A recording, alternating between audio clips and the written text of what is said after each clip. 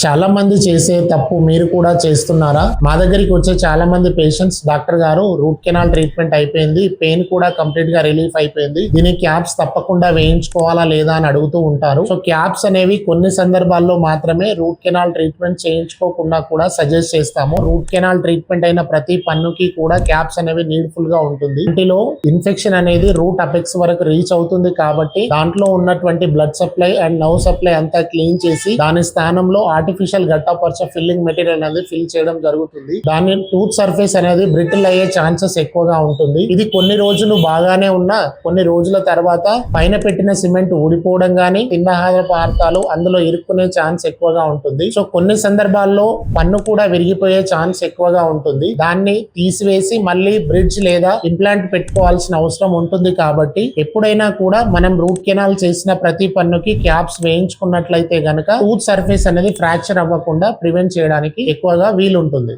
Thank you.